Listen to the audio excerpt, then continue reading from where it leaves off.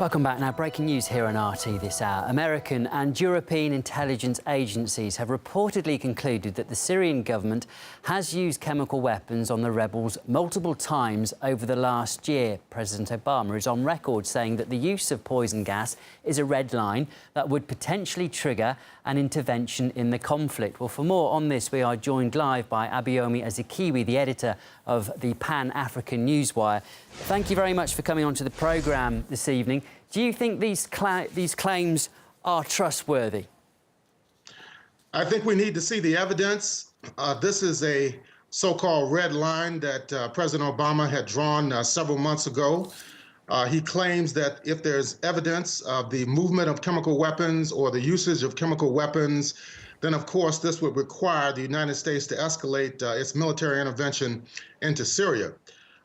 Based upon the developments that have been taking place in Syria over the last 2 weeks in regard to the removal of rebels from various parts of the country, and also the overall international situation, which is very disadvantageous in relationship to any type of U.S. or NATO intervention in Syria, direct intervention in Syria.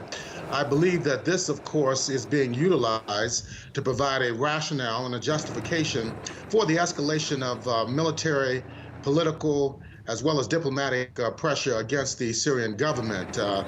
It's no strange phenomena that this is taking place right in the aftermath of the routing of the rebels in Al-Qusar just over a week ago.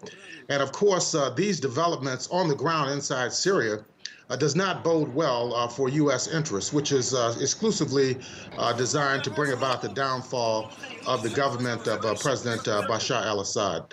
I think we need to really find out what concrete evidence they have that the Syrian government is involved in the utilization of chemical weapons. The Syrian government, it would definitely not be in their interest to utilize chemical weapons in a situation where they, in fact, have the upper hand against these Western-backed rebels. OK, let me just come in there, because Carla Del Ponte is a very respected diplomat and chief UN investigator on Syria, and we can listen now to what she has said about chemical weapons use in Syria.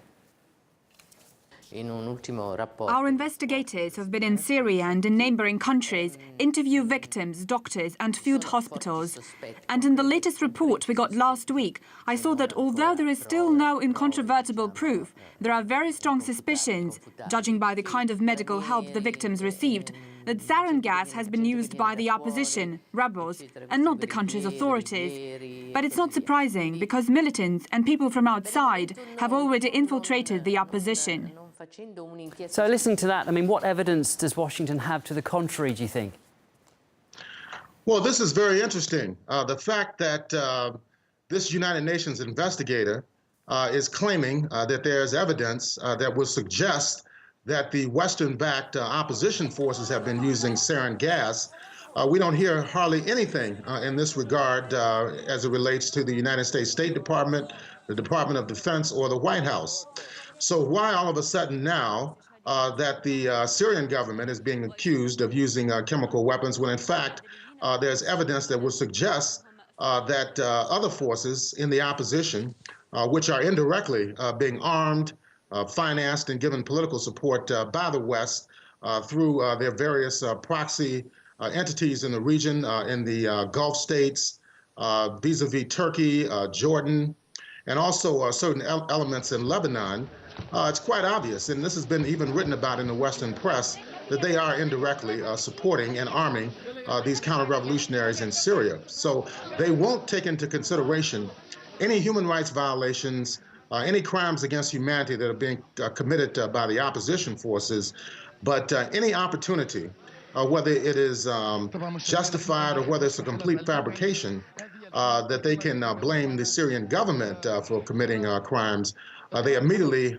move in that direction as a means of justifying further military action. They have wanted for some time to declare that they will openly arm the Syrian opposition, but they are doing it anyway. Now, it would be very problematic for them to declare a no-fly zone over Syria and begin to engage in airstrikes over Damascus and Aleppo and other cities throughout the country, because you have the support of other countries that have said that they will not allow the United States or the UN to carry out bombing operations against Syria. So they've been utilizing the Israeli Air Force.